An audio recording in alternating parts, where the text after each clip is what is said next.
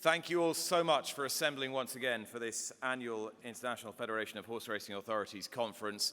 Beautiful Saint-Cloud on this glorious day. No finer day to be inside a conference room. But we have so many distinguished, esteemed and learned speakers for you to listen to during the course of today, and from all across the globe, from so many of these great jurisdictions that make the world of horse racing, with each passing year, a smaller place. Of course, we're all here because we work in and we love and are passionate about the sport of horse racing, but today's focus is how we can better look after the heroes of this sport, and that is to say, the horses. In a changing society, what is best practice? And that is the question that will run through the whole day. First, I'd like to welcome the chair of the International Federation of Horse Racing Authorities. It is, of course, Mr. Winfried Engelbrecht Breskes.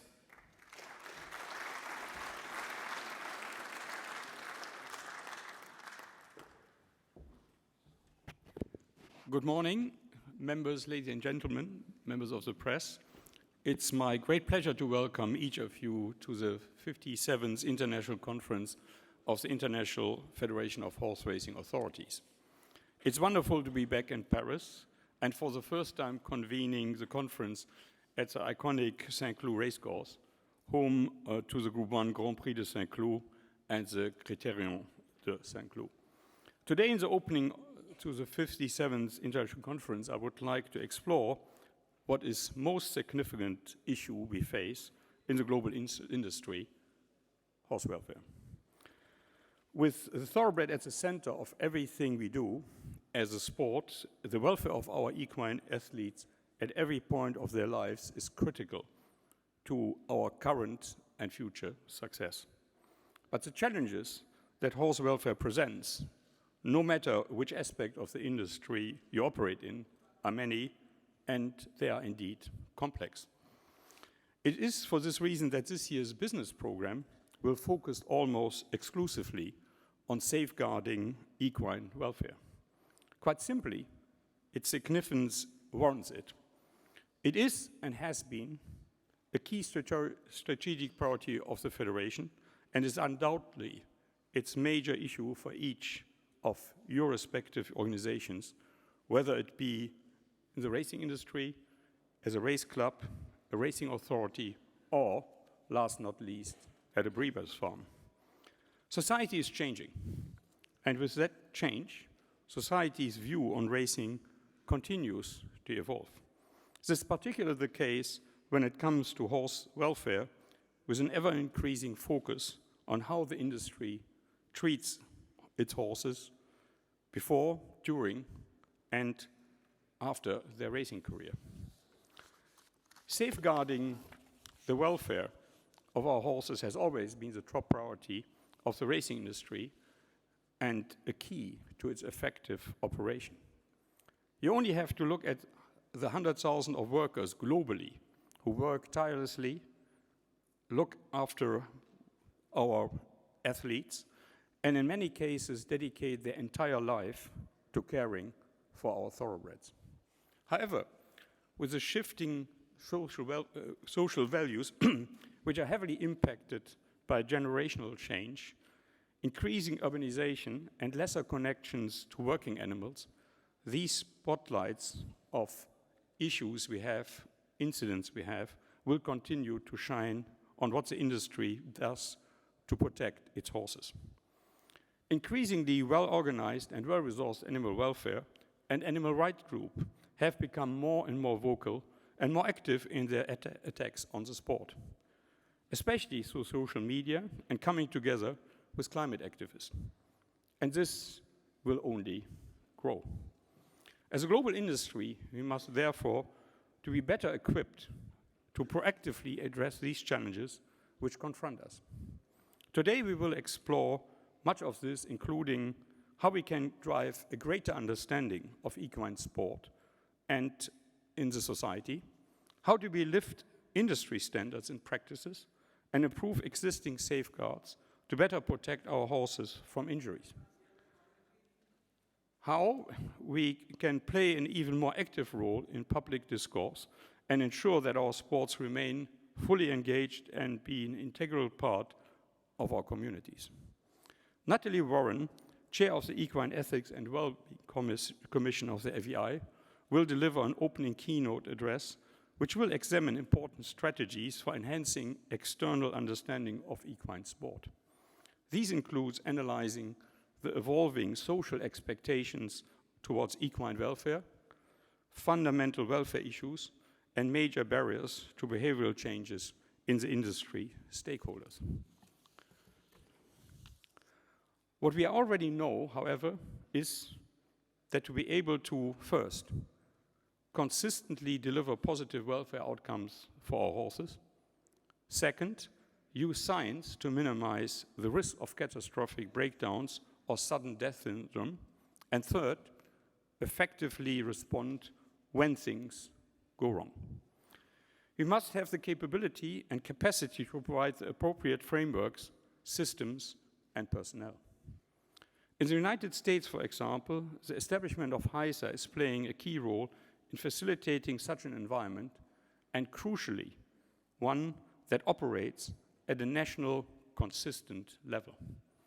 This morning, we will hear from IFHA Chair Charles Sheeler on IFHA's anti-doping and medication control program, which commenced earlier this year, and how the organization has responded to the spate of catastrophic injuries at some of the most well-known racetracks in America.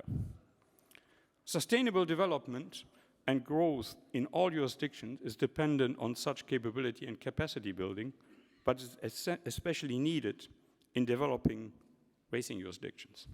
Because although the potential for growth of the equine industry is huge in many of these countries, it can only be fully captured if there are key enablers in place. And many, if not all of these enablers, are linked to horse welfare. Whether it be the education and training of professional equine veterinarians and other essential staff, such as farriers and grooms. The availability of suitable therapeutic medications and treatment of horses. A proper stud book and racehorse registration system for identification and traceability throughout different stages of life. Procedures and facilities to allow the effective movement of horses for racing and for breeding. All these elements are critical to a successful and economically strong racing industry. As a current example, in August, together with my great friend Ingmar de Vos, the president of the FEI, I had the wonderful privilege of leading a delegation to the International Horse Sports Confederation to mainland to discuss of these various issues. You see, I follow here the Hong Kong pronunciation, who has to say mainland China, but I think in an international context, probably it's better to say China. The visit of the IGSC was the first ever trip to China since the establishment of the joint host of the Federation and the FEI in 2013. This joint body, I think, has definitely made a difference how we communicate with World Health Organization and the World Animal Organization, because I think it is important that we have this dialogue as an industry and not in a way only from a different sporting aspect.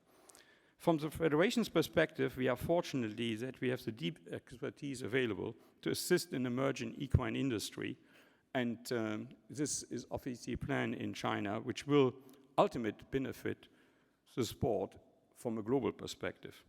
The extent of the visit and the presence of senior representatives from the IGSC, the mainland government, and key horse industry bodies demonstrated the growing importance of China's equine industry and points to the attention that the industry development will draw from international racing and equestrian bodies.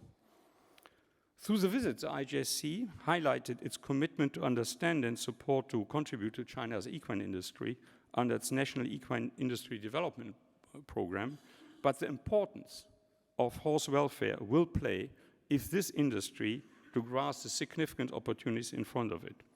It is clear that horse welfare has to be at the heart of the development of horse sports and the breeding industry in China and in any other developing country, because without, in a way, these key enablers, there will be no sustainable sports development. And it is, in a way, important that one sets out these conditions and restrictions from the beginning. When it comes to society's perception of racing, perhaps the most significant challenge we're all facing is the catastrophic breakdowns of horses. They are highly visible with our TV coverage and are easily disseminated via social media, and in many cases become topics of conversation in mainstream outlets. They are also extremely upsetting for viewers, racegoers, and industry members alike, and serve as a cannon fodder for our sports distractors. Importantly, we have set policies and regulations and have developed to continue to invest in technology to prevent these incidents, and the incidence rate is low. However, we are resolved to make further improvements, and our collective commitment is to do even more in this area. We know that the answer lies in science and innovation. There are science and data being collected in each of our jurisdictions that have taught us how these injuries can arise. In short term, we need to identify those individual horses at the greatest risk, thereby ensuring injury prevention. While in the long term, we must determine how to avoid their root cause. Technology can help us to achieve these goals. A global database which captured relevant data of these incidents would be extremely beneficial to have for a joint research. We have to do everything. We have to do everything we can do to reduce catastrophic breakdowns and sudden death, and especially examine how we can further minimize the risk. While the incident rate for these type of injuries is statistically low, when these incidents happen, a major racing event especially, a very different impression, particularly among the media and general public, determines the narrative. The sport is placing scientific research and technology at the center of the approach to protecting thoroughbreds through their lives. Our second session today will highlight standout examples of major investments in these new initiatives. It will focus on extensive research and regulatory approaches that are using the latest technology and diagnostic resources to develop screening programs to identify high-risk horses before they go on to sustain a major injury. This session will bring together leaders from racing administration and veterinary science to share their perspective and insight on this critical topic, including how the two must work in glove to achieve meaningful change. During the afternoon session, our speakers will further explore evolving societal expectations toward racing and the increasingly important role that public engagement, organizational response, and industry communication can play in this current world in which we operate. As racing leaders, none of us are immune to the intense scrutiny that is placed on our sport. Never more than in the event of a headline-grabbing horse welfare crisis. With online channels speeding up the rate at which information is disseminated globally, the public perception on racing is open to change in a single moment, regardless of where in the world that issue may have arisen.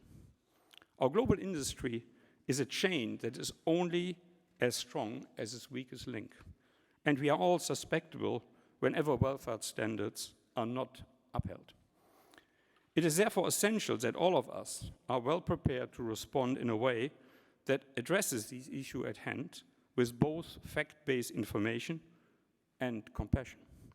This needs to be clearly and effectively communicated to stakeholders and the wider public in a timely measure that we meet expectations evolving as they may be. Furthermore, while we have recognized the need to be more proactive engaged with the younger generation, especially when it comes to attracting new fans and wagering customers, there's a scope for more active engagement and effective engagement on welfare matters with industry stakeholders as well. Whether that be with lifelong participants, government representatives, dedicated punters, media outlets, potential new fans, sponsors, it is critical that our welfare message is delivered more effectively and cohesively going forward. As members of the global racing industry and community, we share a collective obligation to bolster the industry image in the public eye. Later today, expert communication strategists like Robert Green will help us to guide through the range of scenarios in this space and also provide examples from other industries. These potential risks to the industry and the concern of a snowball effect are not hypothetical. Recent events in Singapore should also serve as a timely reminder for all of us. One, domestic issue has the power to impact the racing industry globally. And two, in every jurisdiction around the world, our sport can only operate while we continue to enjoy the support of our racing fans and of the governments. While the decision to see Singapore racing from October 2024 does not appear the result of a welfare issue, but we cannot escape the fact that it reflects the changing priorities of some societies in which racing exists currently. What the government's decision has done, though, is create a potential horse welfare issue, and that could affect the global horse racing industry. The Federation is seriously concerned about the challenges which present Singapore as its racing industry when it comes to a close over the next 12 months.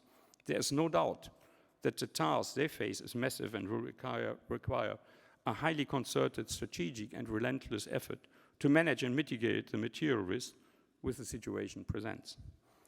As leaders of the international community, we must continue closely monitor the situation as it evolves over the coming years. The Asian Racing Federation has already offered to assist the SDC during his transition period, and of course the International Federation also stands ready to assist our friends in Singapore to avert a potential horse welfare crisis. Finally today, we will hear a short presentation from the Japan Racing Association, the host of the 40th Asian Racing Conference, which will be staged in Sapporo in August 2024.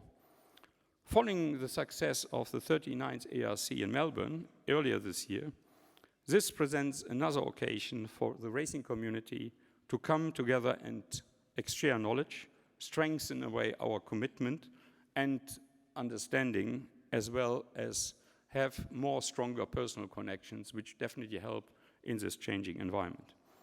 While on the JRA, I would like to express the Federation's great appreciation to the organization represented by its long-serving former president and CEO, who is now the supreme advisor, Mr. Goto-san, and for the significant support it continues to provide to the conference. And again, thank you for all your support.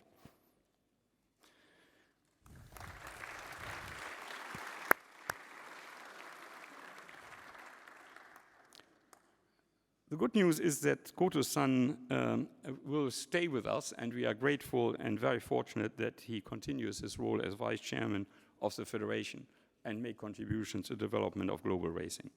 I would also like to recognize the ongoing substantial contributions made by the Federation by our members, especially France Gallo, the US Jockey Club, and the Hong Kong Jockey Club, by providing dedicated resources. Without these resources, we would have not been able to make the progress we have made in the last year and stage a conference.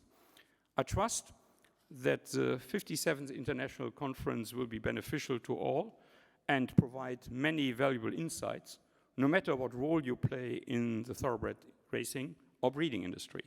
Please enjoy the stimulating program in the company of colleagues and friends. Welcome again, and thank you for your attention. Thank you.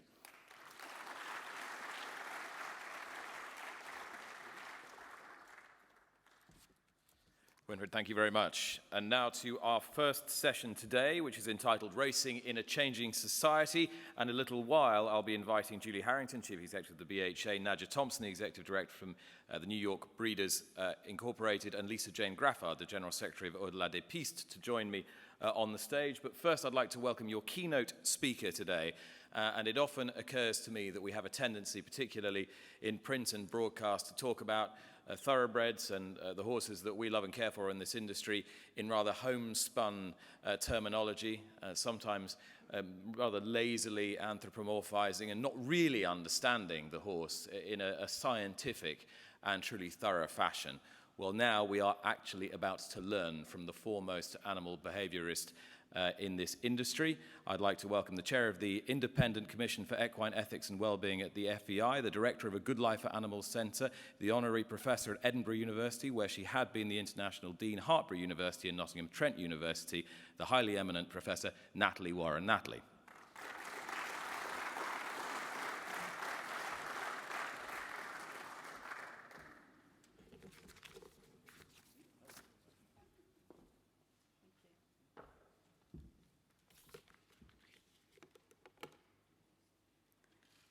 Bonjour tout le monde, kia ora, and hello. I can't say anything else apart from that.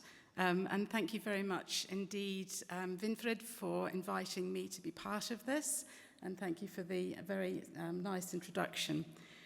So I've been given a bit of time to talk to you about some work that I've been doing for the FEI with the commission that you've just heard about.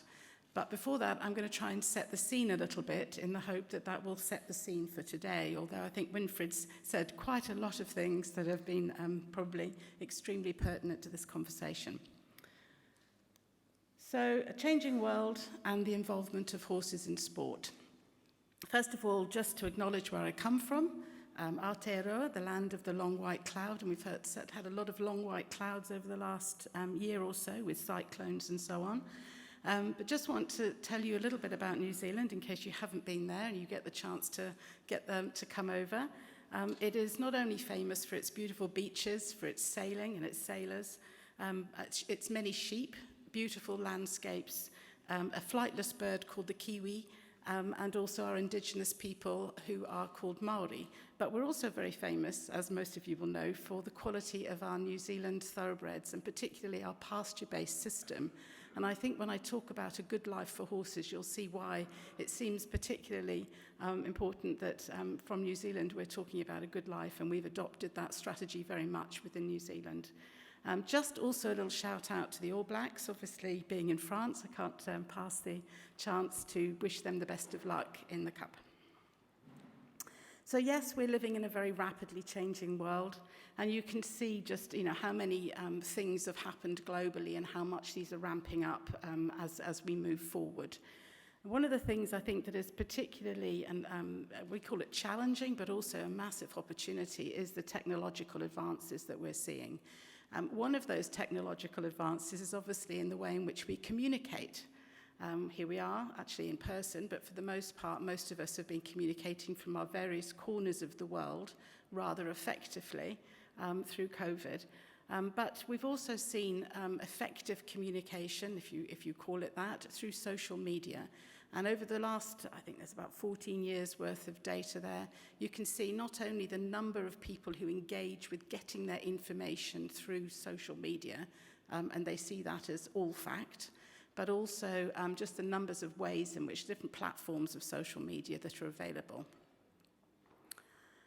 The global challenges or the world challenges that we see are obviously impacting on a number of different ways in which we live our lives. And I don't need to tell you about climate change, the effect that that's having on water security and food security and so on, and obviously global health issues. But these sorts of global challenges also have impacts on animals. And so when we're talking about climate change and we're talking about the growth in the population of people, we're also talking about habitat loss, water and food scarcity for animals, biodiversity loss, increases in disease, and also the way in which pollution is affecting the different ways that animals live. But one of the big things that we're also seeing is impacts on welfare, not just the welfare of populations of animals, but the welfare of individual animals. And the changing world and this change and the whole array of different of change that we're seeing in terms of those challenges is also affecting the way in which people view animals. And so our changing social values in relation to animals have affected different industries in different ways. So I don't need to tell you about the production industry. Most of you will have seen during your lifetime quite a big change in what is acceptable or not acceptable in the way in which we house and manage farm animals. We also know that there are changing dietary preferences depending on where you are in the world. And certainly things like meat consumption and milk production and the consumption of milk and other animal products are things that people think a lot about, whereas before probably didn't worry so much about.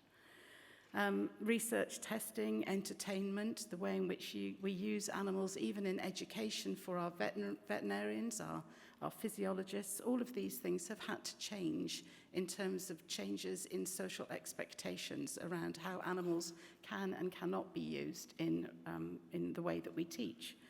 And therapy and leisure, we see a whole range of discussion points around even things like riding for disabled, a lot of research there as to what's in it for the horse. And of course, we get to sport, the whole array of different ways that we involve horses, involve animals in our sport is also subject to discussion around changing social values. So when we talk about changing social values or influences on attitudes towards how we use or don't use animals, there's a whole bundle of them. It used to be we talked mainly about religion and culture as being the main sort of influences on how animals would be used or made use of. But as you can see here, there's a whole lot of other different influences I'm not going to go into. But I think it's been discussed a bit earlier by Winfried. The issue of age and also level of education is an important one. So at the bottom there, I'm not sure how well you can see it, but there's a whole range of little bar graphs. And what they're telling you is a little bit about Gen Z. Now, I don't think you've got any Gen Zs in this room, so they can't actually dispute it. And in fact, some of us are probably dinosaurs, probably don't even exist on this graph. But Gen Z have different expectations. We know that they want to see fewer animal products being used, a reduction in environmental impact, more sustainable production, and also they have a concern about animal welfare. And those things influence the way in which they view how we use or how we involve animals in what we do.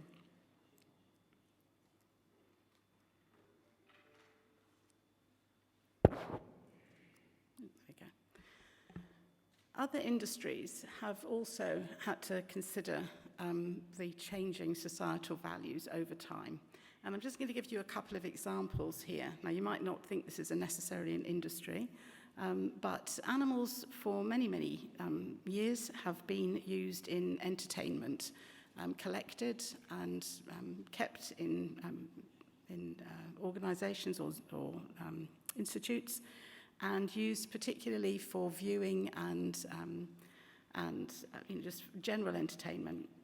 But here's the difference between two industries. So in the circus industry and the zoo industries, people went to see animals doing silly things, having a tea party or being ridden in circles or jumping through flames. But gradually, as there was a change in society's values and society's tolerance towards this, the circuses have kind of gradually become less and less, and now in many parts of the world are not acceptable. Wild animals used for these sorts of displays is just not considered to be the right thing to do ethically. And also there were concerns about how the welfare of those animals could be protected or safeguarded within these industries. Zoos, on the other hand, they took a different route. Much earlier on, they recognized that it was going to be acceptable for them to remain as entertainment facilities. So what they did was they started to ramp up their narrative. They changed their narrative. They ramped up their interest in things like research, conservation, and education. So they talked a lot more about their value in those different areas. And This bubble diagram you can see is really just looking at the change in their research emphasis over the last probably 30 years or so, as they started to consider their role in improving animal welfare and improving conservation efforts. And now, not surprisingly, zoos are fairly respectable organisations. There's still people who don't like to see wild animals in zoos, but they exist and they do a job. The other area is the use of animals in research. And I could say that being one of those dinosaurs, I was around when there were animal rights activists who were bombing offices that I was actually in, and were stoning some of our scientists and throwing paint on cars. There was a huge, big animal rights effort to get rid of the use of animals in research. Lack of understanding about what animals were used for, but that didn't really matter. A lot of the public didn't like it. They didn't trust the research industry. Initially, the research industry were very defensive and they closed down. They didn't want to have anybody involved or have a look inside. And gradually they realized that these societal concerns could only be addressed by making themselves, as an industry, far more open. So now you see concordance for openness around the world, where researchers and research institutes publish the figures that they have. They follow those animals right the way through from birth to death. They look to reduce the number of animals, replace them where possible, and refine the ways in which those animals live, the housing conditions, and they have commitments. And these things have all resulted in a far greater trust in the research industry. Now moving towards questions regarding involvement of animals in sport. Well, there's lots of different animal use or animal involvement in sport, and certainly a whole array of different questions. And as someone who sits on government advisory committees, I can tell you at the moment the debate in New Zealand around rodeo is a particularly interesting one, with the rodeo industry going above and beyond, I have to say, to try to not only protect their sport, but also to demonstrate just how well they look after their bulls and their horses and how well they protect them. But the public, many of them, are just not very trusting. There are questions regarding the ongoing acceptability of involving horses in all different types of sport. So it's not just about racing, it's about whatever horses are being used for, and some very respected reports and quite a lot of headlines, as you can see. So what we're talking about, I know that they've been given different names, but we're talking about changing societal values, changing expectations, and changing tolerances. So where an industry has what's called social license or social acceptance, then it does mean that industry can continue to self-regulate and continue to do as it wishes, because it has a lot of trust. But as you can see in this graph here, there are lots of different issues in different industries, and a lot of different industries who spend a lot of time considering their social license. Equestrian sport is unique, and we have to understand that we are unique in that we're far more vulnerable to negative opinion from the public because we involving a horse. And unfortunately, horses do have rather a mystical meaning to an awful lot of people, a lot of emotion involved in it. And horse racing is also particularly vulnerable, I would suggest, because you are very open, you're very public, and therefore people can see in very easily.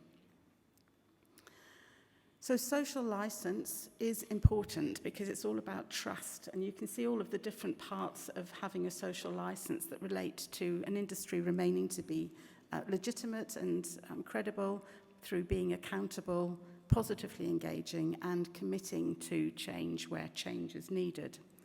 The important thing that I want you to take away from this is that you can't make yourself more socially acceptable. You can't announce that you have a social contract. You cannot self-award a social contract as an industry. You have to actually understand what the issues are in order to address them. But to have social acceptance means that you can self-regulate, you're publicly accepted, and you're free to operate. And if the tipping point moves the wrong way, you end up as an industry being in a situation of social control, which could lead eventually to heavy legislation, even rejection, and the industry being banned. And this is what the late, great Bernie Rowland, who's a veterinary philosopher, said. And I can't do a Texan accent, so I'll have to just have a go. You regulate yourself the way we would regulate you if we understood what you do, which we don't. But we will know if you don't self-regulate properly, and then we will regulate you, despite our lack of understanding.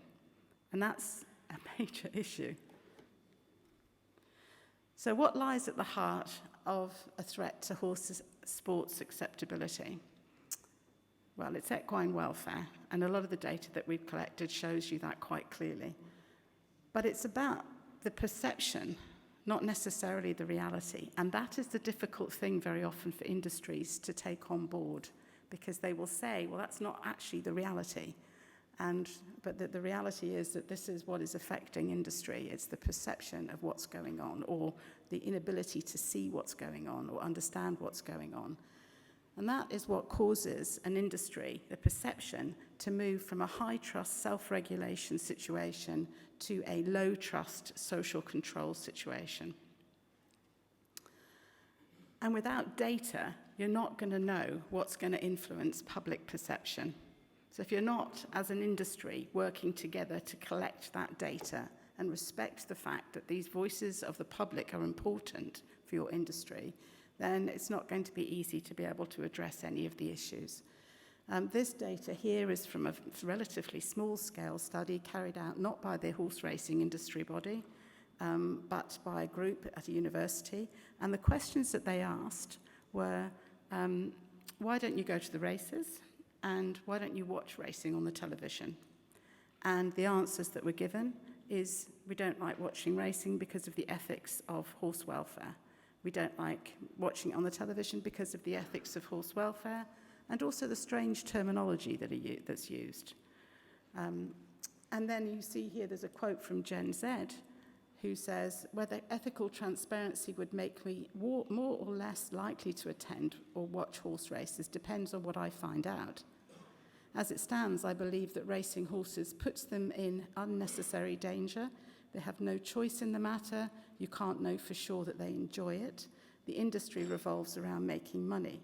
I have enjoyed watching horse races in the past, but I will put the health and safety of the horses above my own enjoyment now. And that is the perception of Gen Z, well, this particular Gen Z member.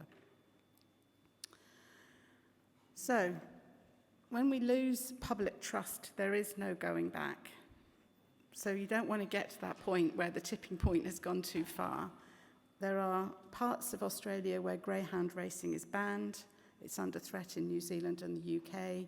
Jump racing is gone in most of Australia. And of course, most of you will know Saint Boy, this horse here, who brought down, along with the rider and the trainer, I must say, who behaved appallingly, equestrianism, which was one of the sports that was in the modern pentathlon, but will no longer be in after 2024. Important to recognise that society doesn't distinguish between different equestrian sports, so it's no point telling everybody racing isn't as bad as dressage or show jumping or eventing.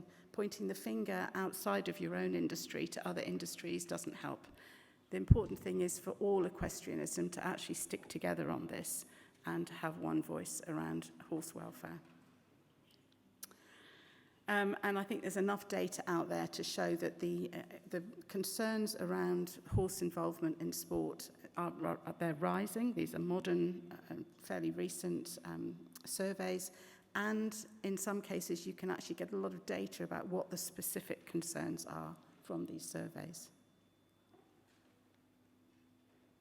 Right, I'm just going to talk a little bit about the importance of understanding the tipping point. So the work that we've been doing with the FEI, which I'll show you some of the results of, has been all about trying to be very proactive, trying to understand what the issues are. And here are some of the issues that we found from the data that we've been able to collect.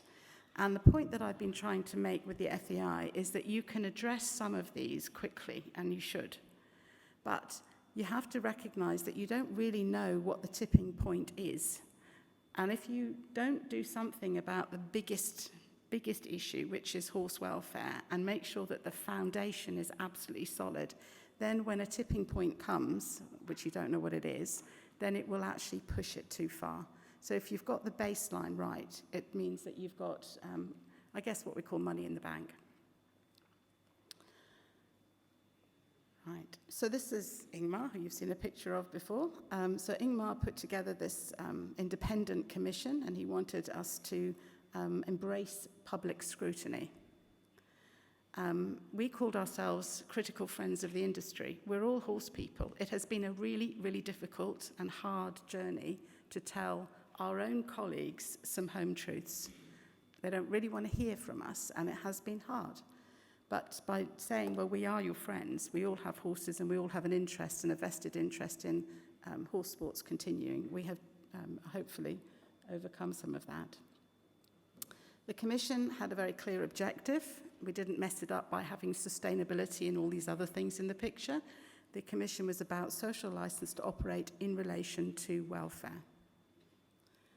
We engaged with the public, but we also engaged with people inside the sport. So we decided that we were interested in not just what the general public thought, but what do equestrians generally think about what's going on in horse sports. And we carried out some very, very big surveys, and we've published them, analysed them, and they're available as key documents on the Commission's website. So we're being very open and transparent about what we found. The results show that there are a number of different lenses.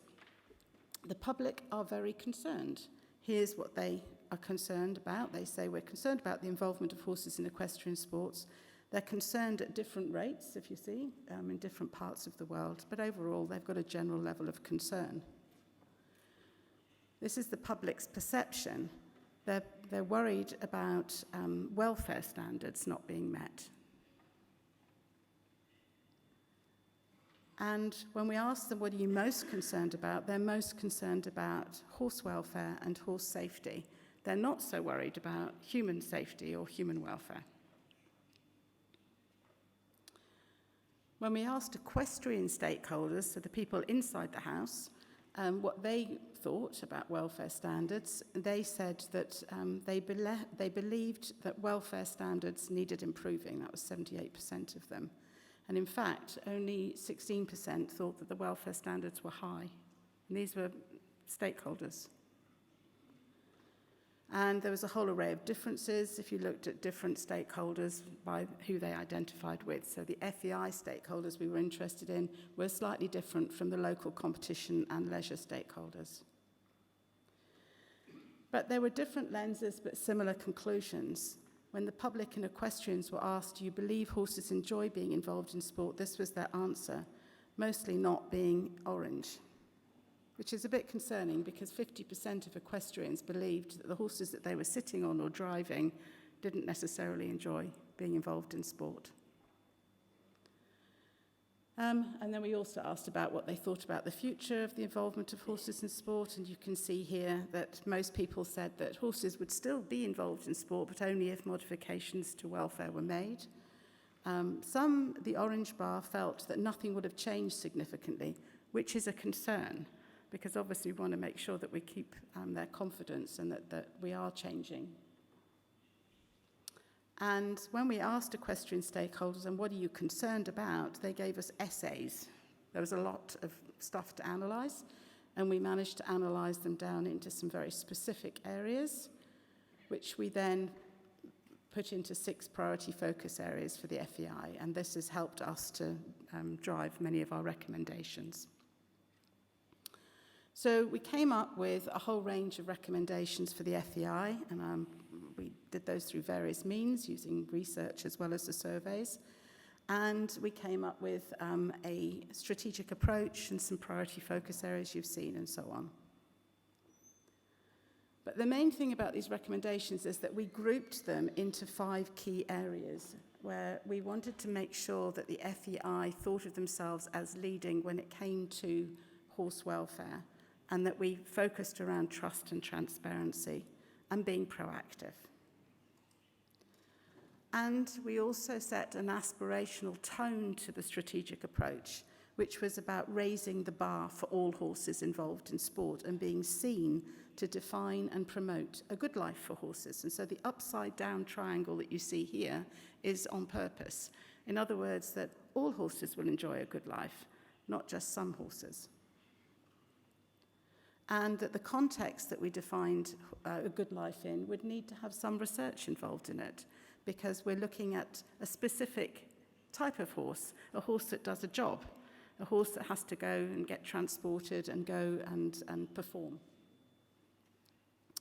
And we talked about evidence-based frameworks, and this is one that we suggested that they use. I won't go into a lot of detail.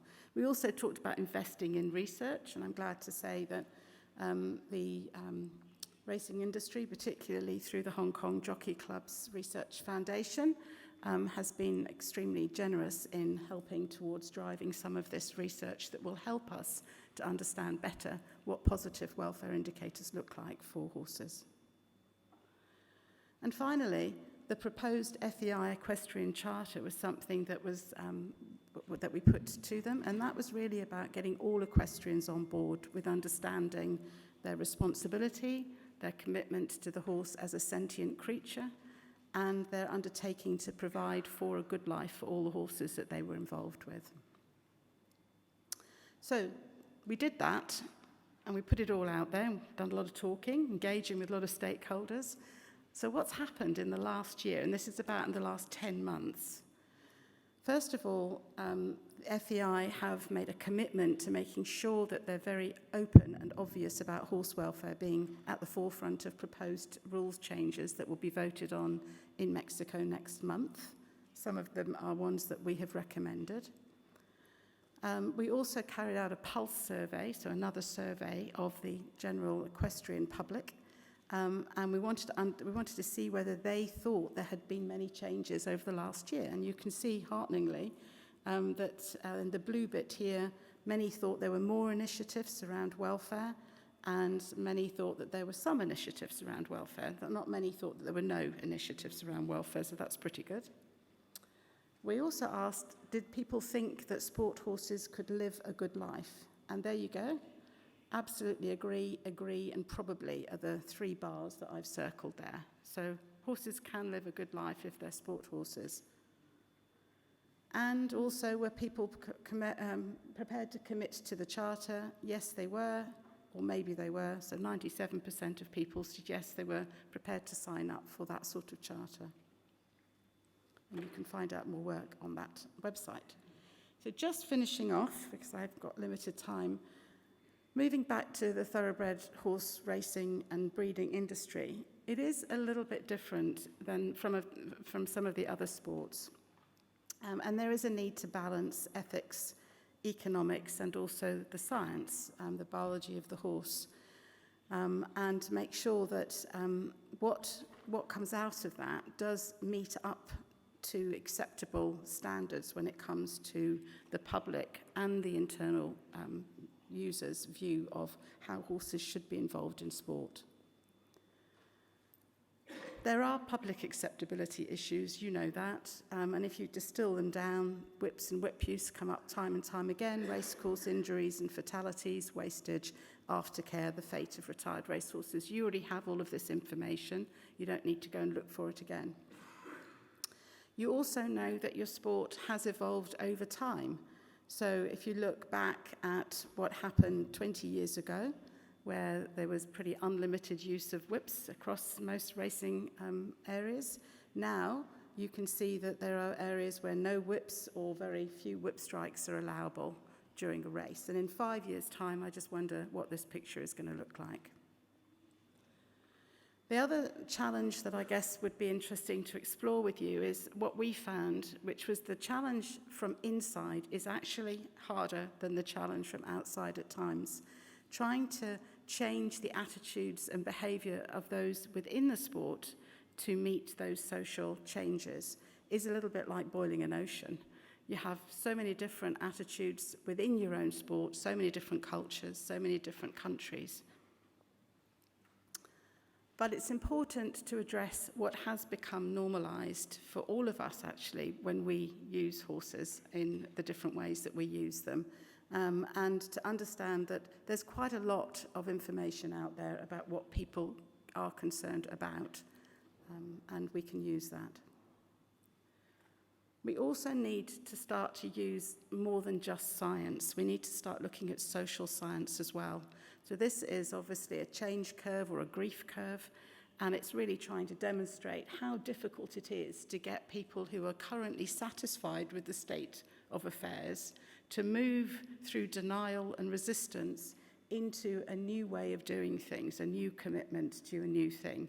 And at the moment we have an issue around some of the ways in which horses are ridden in certain postures, in dressage, for example, and some of the equipment that might be used for training horses or for performance. And it is very difficult to talk to people who, for them, this is their sport and this is normal for them, and to get them to engage with the fact that it probably needs to change.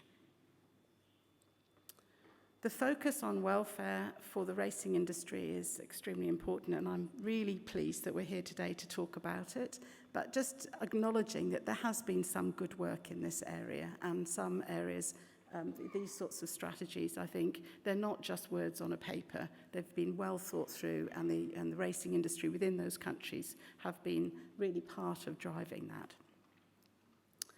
So just some concluding remarks. You can't self-award a social license, or you can't deem yourself to be socially acceptable. You need to establish a trust relationship with people who are outside of your bubble. You see the world a different way from them. Ongoing trust is achieved by listening and engaging and remaining legitimate and credible, and also accountable, being open. And the racing world must positively engage with both perception and reality, and show real commitment to change to ensure positive welfare for horses and positive outcomes for the sport, not just by what you say, but by what you're actually doing. Thank you very much indeed. Thank you very much. I couldn't ask you to take a seat, could I? Natalie, thank you very much. I'd like to welcome up, to join Natalie on the stage, the Chief Executive of the British Horse Racing Authority, Julie Harrington, the Executive Director of New York Thoroughbred Breeders, and a man with a very strong background in the marketing and communications in the sport, Nadja Thompson. Nadja, welcome. And the General Secretary of Au-delà des Pistes, the established aftercare organisation here in France, which is a relatively young organisation, Lisa Jane Graffard. Well, Natalie, first of all, thank you for that fantastic keynote to kick things off today. One thing I did want to ask you, 78% of your respondents inside the equine industries believe that welfare standards need improving. What do you think they were thinking when they answered that question? What do you think specifically they were thinking of? Well, I don't know, because there were 28,000 respondents to that particular survey. It's a huge sample. It was a big survey. People had a lot to say. And what were they thinking about? Well, they told us a little bit about what they were thinking about, and that was how we were able to group things into priority areas. There was an awful lot of concern about equipment that's used on horses. So in the, I guess in the sports that I'm more familiar with, particular bits and bit designs, there's very little regulation on bits generally. People can make a bit and shove it in a horse's mouth, and those sorts of things, I think, worried people. And of course, for the regulating authorities, the FEI, to keep up with, all of these different bits and noseband bit combinations is often very tricky. So bits and training techniques, there was a lot of concern about what happens in the animal's life outside of competition. Mm-hmm. And there quite a bit of suspicion because those competition yards aren't always open. And so people assume the worst, particularly show jumping yards, I think were highlighted. And it doesn't help, of course, when you have the odd story in the press that then fuels that kind of suspicion. So yeah, people were honest about the sorts of things that worried them, and there was a whole array of them. Knowing where horses are and what they're doing at all times is absolutely crucial. From your slightly less partial perspective, from a more rounded perspective, how well do you think the racing industries around the world are doing on that? So I've got a particular interest in traceability and identification of horses generally, and in fact it was one of the recommendations that we put to the FEI too, and that was making sure that all sports horses from birth to death can be actually traced. Everything about them, their health records, where they've been, and how they've moved from one home to another. Really difficult thing to do, and I know that there are some organisations here within the racing world that are trying to tackle that as we speak. But I think, New Zealand at the moment, our horses are not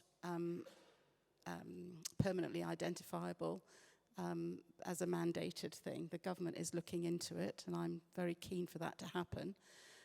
But of course, having a chip in a horse is great, but if it's not on a register that is available and follows that horse and is a national register, it's pretty much useless. And I, in fact, recently was involved in what we called Equichip, a chipping campaign, and had a lot of ex-thoroughbred racehorses who come back to New Zealand, having raced elsewhere, and their owners said, oh, it's all right, they've got a chip in them, so they'll be registered somewhere. And I said, well, they may well have been registered somewhere, but that's not going to help you if they get washed away in a cyclone, or they're stolen, or they're lost, because they aren't on a register that we can access.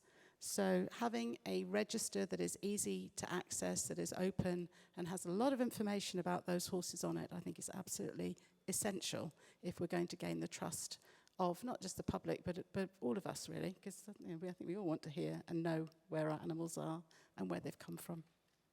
Lisa Jane, I'd like to come to you, if I may, to talk a little bit about traceability and what you've done with Au-delà Peace since 2016 and improving traceability here in France, and what sort of base you started from. Well, we have very excellent traceability of horses when they're in their racing careers, as I think most countries do. But we have a massive blind spot for when horses leave racing. The first home is generally well covered, but beyond that, it becomes complicated. We have an excellent stud book in France, but it's the same thing. If the owners don't take the time to register their horse and register a change of ownership, it can create a big problem for us. So we are now tracing every horse that leaves racing, and we try and trace them for as long as possible, but it relies on manual data inputs, a lot of human resources, calling people up, respecting data protection rights, all the rest of it. So traceability is really the building block of welfare. It is the most important thing. It is absolutely key. It must be data-driven. It requires a birth-to-death approach. It shouldn't just be for the racing career. It must be for the horse's entire life. And from that, we will have the credibility that Nat spoke about that will allow us to build trust. I just want to pick that up, the whole life issue, because we talk about aftercare. Your organisation and many others around the world do tremendous work. We don't often talk about the horses that are born but never actually make it to their chosen career, the ones that slip through the cracks. How important have you found putting research into that, from birth to actually never making it to a race course, or never making it to a 3-day event, or never making it to a show jumping competition? Well, absolutely. I mean, we're still working on it, I have to admit. It's, if they're not registered as a foal, it's very difficult for us. It's the onus is on the owner to register a horse. I would say another issue that's slightly deviating is collaboration between the racing authorities in terms of traceability. When we put in place a restriction order on a horse that is not allowed to race, it would be great if that was respected the world over, and not just respected, but enforced. And I think that's really important, that it's an area where racing authorities can really, really collaborate and have an easy win. You've got your audience here. We can get this arranged by the end of the day. I'm pretty sure this is the sort of thing, Natalie, that's an easy win, relatively speaking, isn't it? When you get collaboration on an issue like that, the one that Lisa James just brought up, that's something you can do. It's definitely an easy win in that you can commit to it. Just like the concordant that I told you about that the research industry came up with. They came up with a plan, a 5-point plan, and they saw all of these things as things that they could get traction on. The important thing is to tell the public that you're doing this, but also to provide a timeline, because the easy win part is committing to it. Actually getting it done could take, I don't know, 10 years or something. You need a deadline. You need to say, over the next 10 years, we are moving towards, and then make a plan. Nadra, I want to come to you. You've got, as I said, an extensive background in marketing and in communicating the sport to as broad a public as possible. Where do you think racing is in terms of Natalie's change curve at the moment? Is it still in denial? You know, I think we're doing a better job of making the awareness known, how we're taking care of our horses. But of course, that's an ongoing thing that we have to do daily, monthly, with different initiatives. One thing that we have instituted in New York is a New York Bred Aftercare Day, which is a specific day for horses that have competed and have gone on to be retrained in subsequent careers. And we allow the public to see how these horses have not only left the racetrack, but have gone on to successful careers post-life. And, you know, getting that word out there and that our animals are taken care of no matter if they're at the racetrack, whether they're off the racetrack. That's one of the initiatives that we've gone about, as well as instituting an assessment fee for all claims in New York and claiming races that goes into a bank account that's specifically for aftercare and getting that word out there. So if one force over here is resistance to horse sport amongst the wider public, and the other force here is how much better we are doing at communicating what we do well than we were a decade ago, which of those forces is winning, do you think? Well, yeah, tough question, and it's certainly an ongoing battle.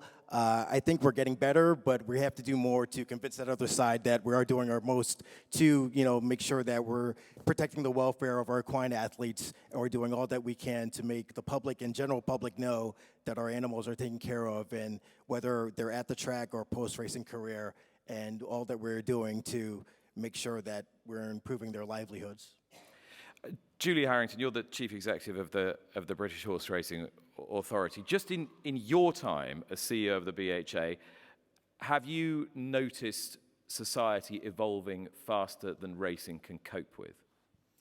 I mean, Nevin, I won't steal Nevin Truesdale's thunder because he's speaking later on, but we've seen some incredibly organised, extreme animal rights organisations. But in any sector, there will be extremes. I think what we need to be interested in as some of the charts that Natalie showed, is what do a majority of reasonable people think? And transparency is one of the ways that we can shift that dial. But to have transparency, we need great data. We need to know that what we're saying to the general public is true. And, you know, to be able to speak confidently about where are those gaps in our knowledge between breeding and the racing career. But we also have new gaps that are appearing in terms of pre-training yards, in terms of, you know, not just what's happening in a horse's first move out of racing, but in its potential second career. And we also need to be transparent about talking about euthanasia. And as a sport, the more data that we have that we can confidently speak to the public about, but also if there's any data that we're not comfortable with, that we don't feel like we can look ourselves in the eye, to make sure that we're putting interventions in place there.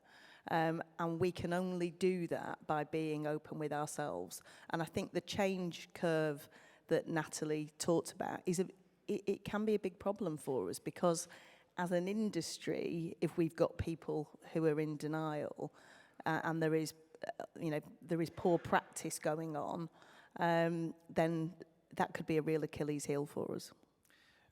we can be armed with an awful lot of data, but when, Natalie, we are charged with not really understanding the horse, not really understanding or knowing whether that horse in sport is having a pleasurable or an enjoyable experience, is that something you can help us with? Because this is your area of expertise. And sometimes I find myself very uncomfortable saying that horse looks like he or she is enjoying themselves. I don't know whether they're enjoying themselves. How can we understand that better? I mean, it's a really interesting question. I can't even tell if you're having a good time here. If you'll do your Texan accent again, then I'm having a good time. I think that's the challenge. I mean, one of the reasons why some of us enjoy being animal welfare scientists is because it is a challenge. You know, you can't. There are people who claim they can speak to animals. I'm not one of them. But you can develop some very good indirect indicators of what an animal is feeling. Mm-hmm. And now that we've accepted that animals have both positive and negative affective states or emotions, which you'd think was something we could have accepted some time ago, but we now have as scientists. The challenge now is being able to provide some good indicators, practical indicators of them. Sometimes that will challenge thinking. You know, it's a little bit like looking at a dog and assuming that all dogs that wag their tail are happy. And in fact, now we know there are many ways that you can wag your tail if you've got a tail. And you can wag it because you're looking to be very submissive. You know, you can wag your tail because you're terrified. You can wag your tail in a circular motion because you're excited about something. So actually understanding the body language of the animal and then using the good, solid, robust information that we've got in a clever way to be able to educate the people who are handling those horses, managing them, and making decisions about them. I think just the final thing is you have to accept the horse has absolutely no agency. And that by that I mean no control. Now you might not think that when you're on the back of a horse having been bucked off it, but in reality, for the most part of its life, it is completely dependent upon the people around it. And so when we talk about welfare, we're talking about not just knowing about that animal and all of the things that it needs, it desires, it would choose to do and would choose not to do. And you can do that through research. It's also understanding the people who live with those horses, because unless you can change their behavior and their knowledge, then the animal's welfare is never going to change. You can't see, but I'm actually wagging my tail now.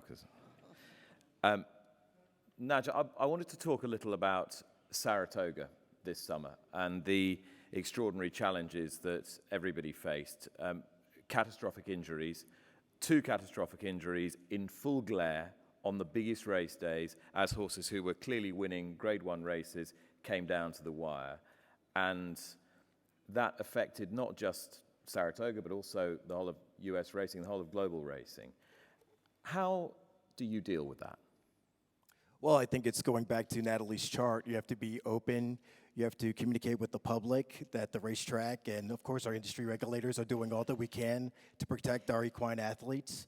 I think NYRA is effective in doing so. I sit on the NYRA board as a member of the Thoroughbred Breeders, and Dave O'Rourke and the leadership team has been open with the research and the accountability and making sure that we can continue to improve the safety, evaluation of racehorses, working with IFHA to do so.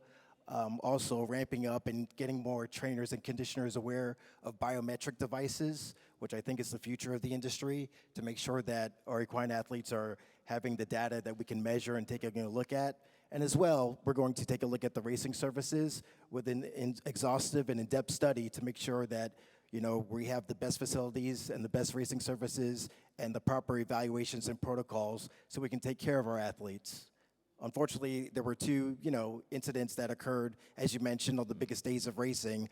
But I think we are doing all that we can to ensure that we're doing the best that we can as possible to limit and make sure that we have the best, safest racing as possible. Are we about to enter the second phase of the synthetic surface revolution, do you think? Do you think we're going to get to a point where all of these tracks have synthetic surfaces?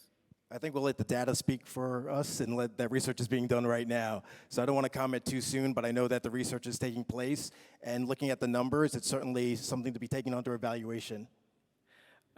Julie, from your perspective, I'd like to touch briefly on the whip. I know we've been round this boy a million times, and it's not something I want to make the centerpiece of this conversation, but I was interested to know your thoughts on what Natalie's research was saying. Look, clearly, use of equipment is something that is high on the public's agenda. It's very visible. And I think in British horse racing, we did probably the biggest consultation that we've ever done in terms of making recommendations on the way forward. And trying to bring with you people who have worked in the sport a long time and have some very set ideas, but also balancing that with the opinion of the general public, but also policy makers. We, included government and everything in that, to come up with a set of recommendations that was treading a fine line. I think we've landed in a good place. We continue dialogue with the jockeys.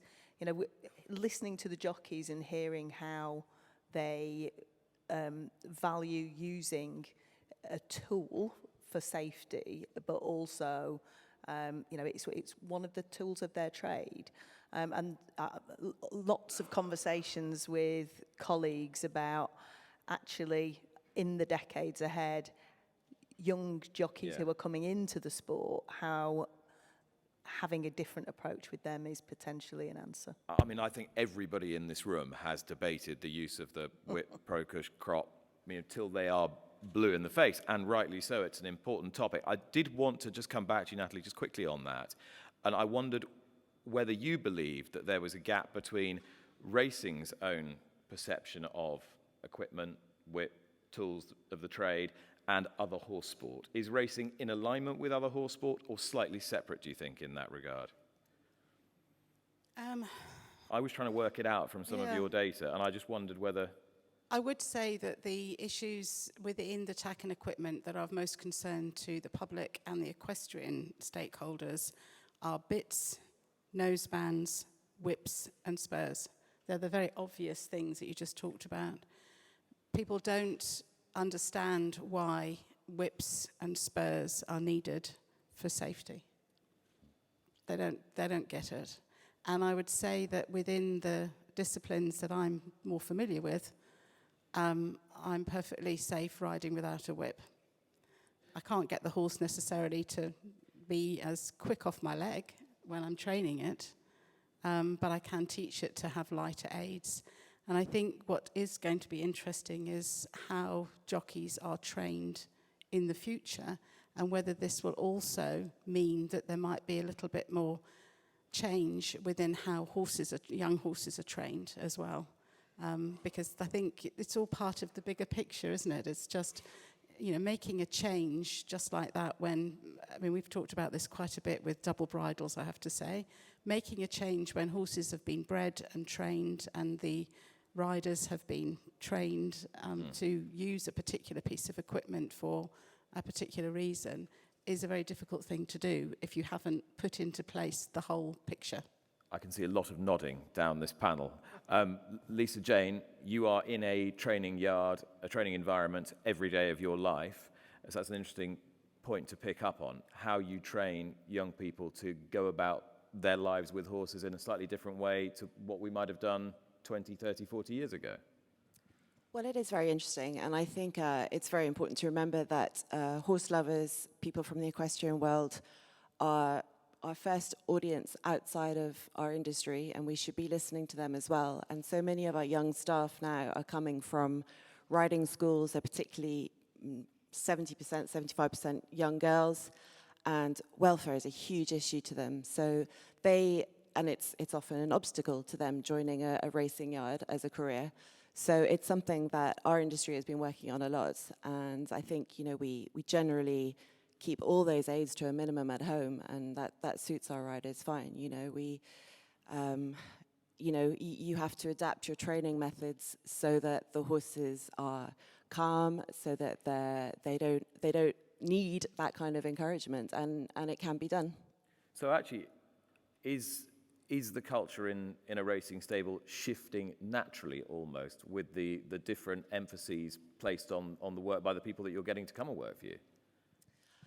I would say yes. The yards that I've worked most closely with, the trainers very anti-whip and they're not used in the morning. So I've never seen a whip in a racing yard with the trainers that I've worked with, who most people will have heard of. So that's quite interesting. And you've worked in France, Britain, and Ireland. Do you think that's more particular to France than it is elsewhere in the world? I spent most part of my career in France, so I won't speak for Ireland. That's very diplomatically answered.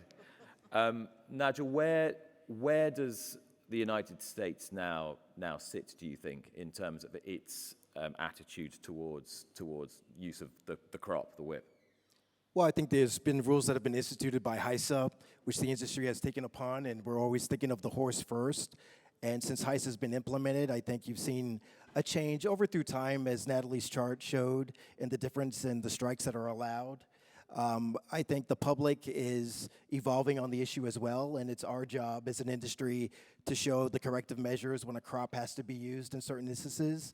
And of course, getting the feedback from the public as well is what they don't like to see and what's necessary for the horse to perform to the best of its ability. I know it's a fine line, but I think HISA is taking that into account with feedback from the jockeys, with feedback from trainers and training yards to make those proper corrections and moving our sport forward. Another point that was a central point in Natalie's keynote was the fact that you don't just need public support, you need government support if they're not one and the same thing. I mean, Lisa Jane, with what you're doing now, you need full support of the government. Do you get that? Well, we certainly get a huge amount of support from the industry and from our governing body. And I think we're all working together to get that government support. You know, it's very much a joined-up, collaborative approach.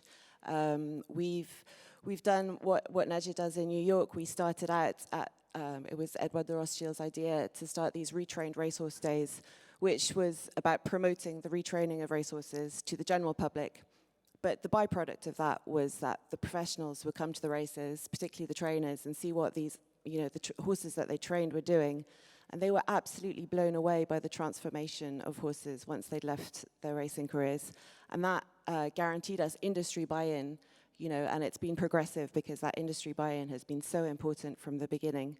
And I think, our next step will be to make aftercare providers proper stakeholders in our industry. We need to listen to them because they are the ones doing the most important job to ensure that horse welfare, lifetime care is ensured once the horse leaves its career. We really need to bring them on as proper stakeholders. We need to listen to them, we need to engage with them, we need to talk to them. We don't just need to give them money, but we really need to engage with them. And Julie, obviously in your capacity, you're engaging with those in government on a weekly, possibly sometimes daily basis at the moment with all sorts of challenges facing the industry. Can you give us an idea of how well or otherwise horse racing is thought of in the corridors of power? I think it's very well thought of, and I do think if you survey government, there is actually a different attitude to horse racing in a potential Labour government than a Conservative government, because we can see that just by speaking to, politicians are people too, and we survey them and we know that there are more concerns with the potential Labour government in terms of their concerns around horse welfare, concerns around gambling. So that's something to be aware of. But also in terms of the difference in departments in Britain, where you've got DEFRA, we talk about traceability, actually you need support of DEFRA in that. We also need the support of CMS in terms of gambling and sport. So it's multiple government departments, but when you actually talk about the needs of the sport and horse welfare being one of them, then I do believe that we're listened to.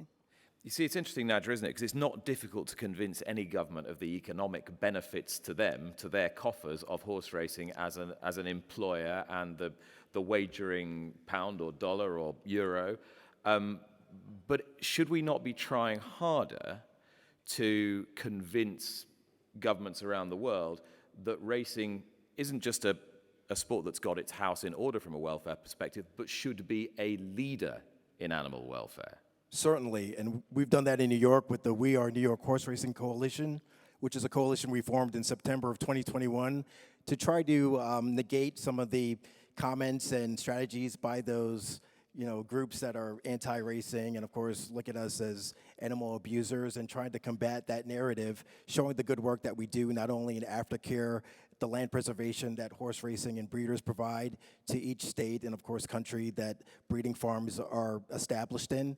But as you mentioned, Nick, we just have to do more in making sure that we're getting our word out, and not only the narrative, but the good messaging and the retraining of racehorses and the care that we are providing them. On that point, Natalie, are the different horse sports doing enough collaboratively, do you think? No. I think that there's been a little bit of pointing fingers, to try and extract themselves from being in the same boat as someone else when something goes wrong. And I think the point that I've made is that from the public's perception, horses being ridden, sat on, performing, sports, all these sorts of things, they're all part and parcel. They're all, if you ask someone, what do you care about? And they'll often in the surveys that we had, it seemed to be more worried about racing than they were about dressage or show jumping. So I think it's important for equestrianism generally to all come together and to speak as one around what they mean by a good life for horses involved in sport, and not have hundreds of different approaches to this, because I think it's just more confusion. I actually think, having some very strong overarching commitments, the openness agreement works very well, I think, for the research industry. And the research industry is very varied in how they go about their business in different parts of the world. But, in order to be involved in research and to publish in research and to get funding for research now, you have to, as an institute, have signed up to the Concordance Agreement. And I think, we as an industry here in this room, you could have that openness agreement. You could have some commitments within that around the traceability we've just talked about, the encouraging, a transition of training that doesn't mean that the horse necessarily needs the heavier aid or the safety of the whip. Those sorts of things. I think they're things that are all part of the evolution of the industry. Would anyone like to ask any questions? We've got around 15 or 20 minutes left on this session, so I'd really welcome as many questions as possible to the panel. Who would like to kick off? Yes, Scott Burton. Good morning, everybody. Thank you for a very, very interesting panel discussion and a great keynote speech from Natalie as well. I think I might start with Julie, if that's okay. Obviously, we've seen, I know Nevin's going to come on to this afternoon, we've seen in Britain through the last 12 months a big challenge from what you describe as fairly extreme animal rights organisations. Natalie has talked about combining data and therefore hard fact with also a kind of emotional argument, and also talking about having your kind of baseline ducks in a row, if you like, if there is a future crisis, be it from an animal welfare activist group or a crisis like the one that New York Racing faced at Saratoga, a kind of a public issue with catastrophic breakdowns or something like that. How can racing in any jurisdiction make that emotional approach? How can you combine the data and make that emotional argument to the wider public? You're right, Scott, that data will only ever do half of the job. And Natalie, one of her charts was that sort of change curve, making sure that you take people within the industry with you. But in terms of the general public, Nick asked Natalie, do you believe that horses are really enjoying the sport? When I hear people within our sport, whether that's owners, trainers, talking passionately about their horses, talking passionately about they truly believe that these horses are the best looked after and that they are really loving their sport, I really don't think they'd be involved. And I think they can be the best spokespeople to the person. You know, a lot of us in this room are the sports administrators, but when you're watching any broadcast and they put the microphone in front of the racing employees who are with the horse week in, week out, and they're talking passionately about the love and the care they have for that horse, I think that's got the emotional cut through. I also think that horse welfare is everybody's responsibility, and by being more open, things like National Racehorse Week, where we invite people to come into the yard so that there isn't that suspicion about what's going on behind closed doors. But trainers' social media feeds, where you're actually sharing openly some of those stories about the other 23 hours a day, are the way that we can get that emotion across, as well as, you know, the drier stuff around statistics. Yes, Des Layden.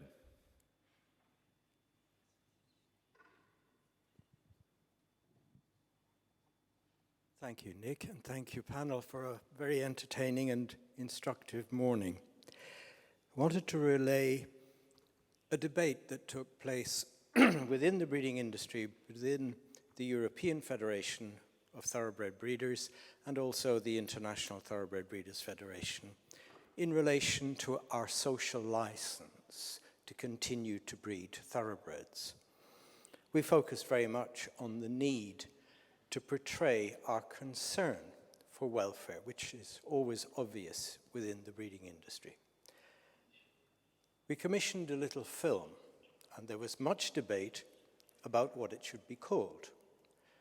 The word welfare was in everybody's mind and was kicked around again and again. However, at the end of the day, we didn't use the term welfare in the title at all. We called it The Amazing Story of the Thoroughbred. And I think there is scope for championing, as Julie has just touched on, the amazing story of this man-made super athlete who creates enjoyment and joy and a satisfaction in so many lives that we would all be the poorer without. So again, I just touch on that title, The Amazing Story of the Thoroughbred. Thank you, Nick. Des, before you sit down, Oops. I was just wondering what it was about the word welfare that maybe you were shy of in this instance. We found it difficult to encapsulate within the breeding industry that it was a term, with the greatest of respect to everybody, that was difficult to define and therefore nebulous. What were we trying to do? We were trying to portray something that we felt passionately about and that we felt we could defend anywhere, anytime. And hence, the opting for the title that I've already given you and don't need to repeat, rather than something that related to the word welfare. From a communication standpoint, Nadja, what do you think of that? I would completely agree. The National Museum of Racing in Saratoga Springs, with the help of the Jockey Club, also developed a film called The Journey to the Hall of Fame, and it's a great 9 to 12-minute film narrated by Bob Costas, and tells the journey and the love and the care that our equine athletes receive, and also, you know, the work and also the assistance of stable hands and employees, and the journey of the career of a racehorse to the ultimate level in the Hall of Fame in that film. But I think it's getting those right keywords so that we get more eyes on the sport and our stories out there. And one of those can be with using, you know, broad terms and not pejorative terms in certain instances, such as welfare. And I'd agree in that the Horse Welfare Board, the independently chaired Horse Welfare Board in Great Britain, their strategy doesn't use that word either. It's called A Life Well Lived, and it's basically aiming for every thoroughbred to have a life well lived rather than using the term welfare. James Given. can we have a mic just here? Oh, Leo, you were first. Sorry, James. Apologies. Leo Powell. Yeah, good morning. I just wanted the panel maybe to comment on their concerns about a figure that was in Natalie's presentation, which stood out for me and really quite worrying. And that was that people within the industry, 50% of them, felt that the horse wasn't enjoying the activities they were pursuing. That was rather stark. I expected it to be high, obviously, from the people, from the public perception, but from an internal perception, the fact that 50% felt that they weren't enjoying it, for me is an alarm bell. Maybe the panel could comment. Do you want to start, Natalie, just to elaborate a little bit on that part of the study? Yeah, well, it was a bit of an alarm bell for us too. It was a bit of a surprise. And I suppose the way the question was asked was, you could say we specifically asked, do you think? And so they had a choice of yes, no, maybe not, maybe. So I think when you look at it, you realise that people are worried. I think it's actually a responsibility. People are worried that what they may enjoy themselves, the horse might not always enjoy all of it. I would say that's the way I interpreted it. And I would just say, for those of you who ride horses or have ridden horses at some point, think of this. When you get on your horse in the morning and you put all of its equipment on it, do you look at its behaviour? Do you look at whether it actually does it poke its head in the bridle? Does it actually want to have that bridle put on? Does it want the saddle on? Some horses show very clearly they don't, actually, but we carry on because it's their job. And then you get on the horse and you head towards the riding arena or towards the end of the road, and some horses don't want to leave home. And some horses, as they move towards the riding arena, show in every bit of their body that they'd rather not be going round and round in circles for 20 minutes or an hour grilled, that they'd quite like to go right and go away from the riding arena, but we put them in the riding arena. And then if you go to the end of the road and the horse wants to turn around and come home, how many of us just let it come home, let it have agency, let it have choice? Well, we don't. So I think when you actually think about it, the horse has a job to do.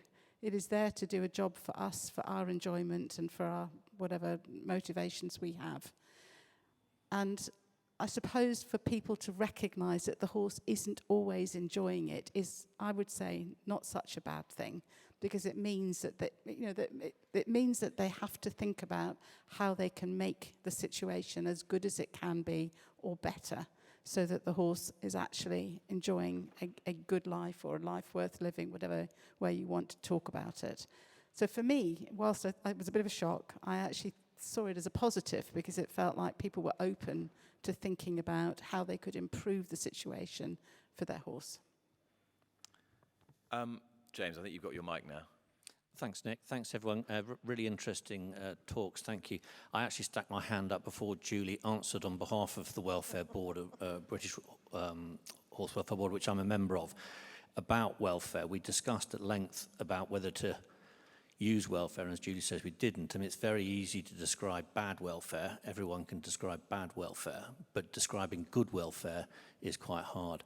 I just also wanted to say to Nat about the across the whole equine sector in Great Britain, we have a conference and workshop in early December where we're inviting everyone from right across the sector, therapy animals, leisure animals, sport horses, amateur and professional, to come together to try and define what we all love and respect about the horse and what brings us closer together rather than drives us apart. Lisa Jane, would you just like to pick up on what James has just said? Yeah, sure. I mean, I'm in full agreement of bringing everyone together because, as I said earlier, I think the equestrian world are, they should be part of our industry. They should be our fans. They should, we should be, looking to them for future employees, future racehorse owners, for so many different reasons. This year, Au-delà des Pistes was invited to do a demonstration at the European Eventing Championships at Arras du Pin. And we were, due to the weather, the cross-country was put back by 2 hours. So we had a 2-hour slot in front of the magnificent chateau, its most beautiful setting, where we had 4 thoroughbreds doing show jumping, dressage, ridden without bridles, any kind of aids or anything. And there was a captivated public who sat there for 2 hours enjoying it and just amazed at, you know, the things that these horses could do. A lot of their preconceptions about thoroughbreds being fiery and difficult to retrain were completely put aside, and the horses looked magnificent, and it was a great investment for racing. And at the same time, the organizers were delighted to have us there to provide entertainment. So I think we have a lot of opportunities to work together. Now, Natalie, what you didn't mention in your keynote was that you are someone who's rehomed and ridden a lot of off-track thoroughbreds. How many have you had? Personally, I've had, I don't know, Quite a lot. quite a few. Yeah. And how have you found them generally? I love them. The only thing I'd say about them is the New Zealand thoroughbred, they're a little bit little for me. I'm not a lightweight, and there's quite a bit of research now about, you know, the weight and how heavy you might be on a horse, so that always makes me feel a bit concerned. But certainly when I was in the UK, my best event horses were always, cheap horses off the track. They hadn't quite made it. They were often late bloomers, actually. And so they did come into their own, you know, as sort of 5-6-year-olds as event horses. I would say from a dressage point of view, I always struggled a little bit with them. I remember a friend of mine saying it looked like I was trying to ride a Ferrari in a garage. They certainly had to be, you know, retrained to stop thinking about the galloping that was going on around them whilst you were in a dressage arena. But they're very bright. I mean, you know, you're all part of the industry. They're beautiful, majestic, bright, hugely different characters. Lots of different colours. I mean, you can't, you know, I mean, they're amazing horses. I guess, you know, I like to see the fact that they are able to come home to places like New Zealand, and that we can, you know, we've got some very good rehabilitation yards, and they're able to find, you know, second careers. The thing that I would just say is I think the breeding industry has quite a lot that they can do to help set the horses up for success. And really thinking about how those foals are handled, you know, well, and given that kind of great start in life, so that whatever their career might be, that they are ready to be trained for that career. And certainly something that we talk about with the warm blood industry as well, because there's an awful lot of warm blood horses that are bred to be elite dressage or show jumpers, and they're not going to make it as elite dressage or show jumpers, and they have to be ridden by normal people. Who need a horse that's just very trainable and not too responsive. So I think, you know, it's an industry that has to work really hard together to make sure that the beautiful animal that's the thoroughbred has a life that, you know, whatever their life chooses to be, whether they're going to win l'Arc de Triomphe or whether they're going to be somebody's pet beautiful horse like mine, who, you know, stayed with me until they died. You know, that's the responsibility that the industry has for that horse. Thank you all very much. I've learned so much in the last hour and a half or so, and I hope you all have as well. Lisa Jane Graffard, Nadja Thompson, Julia Harrington, Natalie Warren, thank you all.